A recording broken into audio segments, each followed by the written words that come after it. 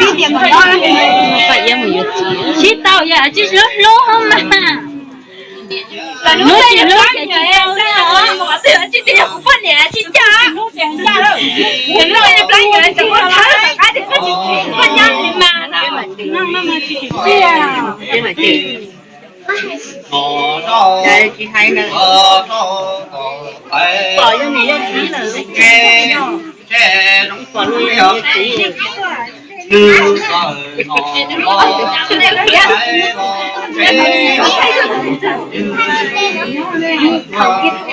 thanh trai trả lâu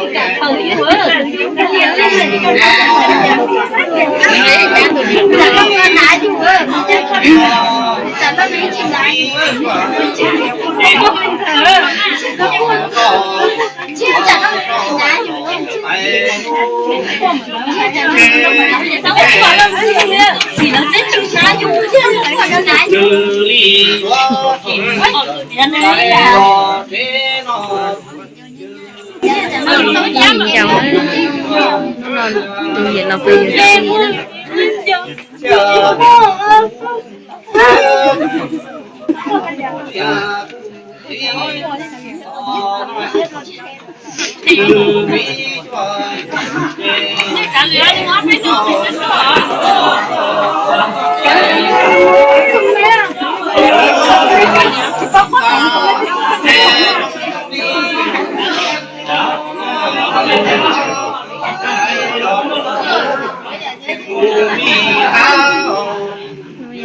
bây giờ phải dán con cháu giờ nó là con cháu nó nói gì cái lòng tại tôi ấy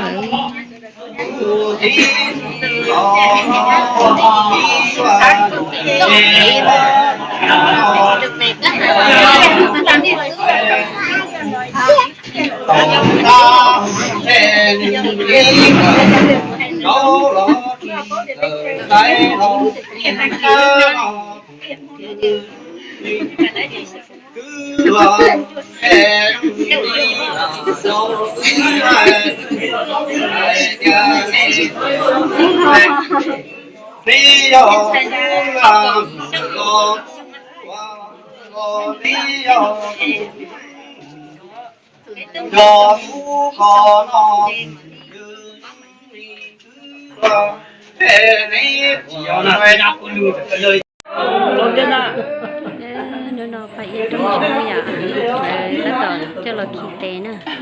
Sao tao tụi mà cày cái nhẹ khói cái này chết rồi tụi độc cùng phải là tôi chùa. Sao? Mày ngồi đó, có được học chưa? Cái nó nơi tiếp tao này cái hay nó thế nó cày đấy rồi. Sao tao tụi mày cày nữa nè, qua đây nè. Cày cái tụi tụi nó nó. Cày này tụi trong trong là hại vấn đề cơ mà. Vậy nó có những cái căn cô đây. Cậu dùng chỉ thêm mình cho một chiếc này cả thêm một cái nữa. Tại mày cho bỏ kỹ có kho phụ ta kỹ cái thứ vô.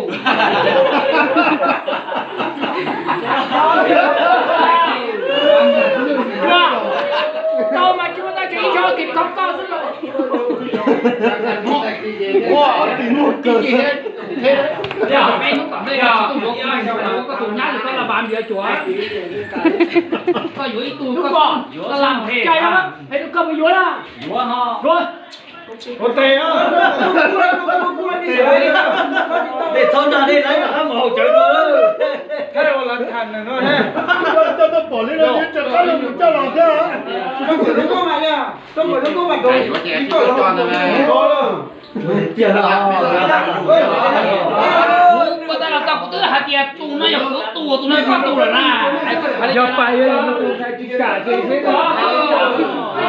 Đẹp đẹp con cháu à. Học kia. Học cái đó chưa? Vậy đó học đâu tụ bên tụ nhá rồi. Giờ ngồi ra đây cho chị là nó học cái trong đời tụ nhiều chuyện đó. Mà đi rồi. Có gì vậy? Một chúng là nó lồng lọt trong đuôi nhé. Nó cái gì trong nó thổi cứ đưa lại đó thì nó chúng ta lọt chúng ta lọt cái gì là cao. Nó đang lấy mà lỡ nên nó né. Không biết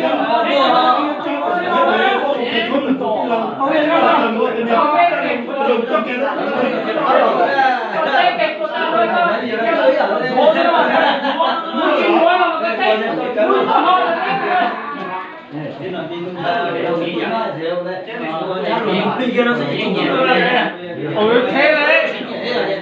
Không đi khó em không đi có. Còn ba một chiếc chấm đầu trên của chiếc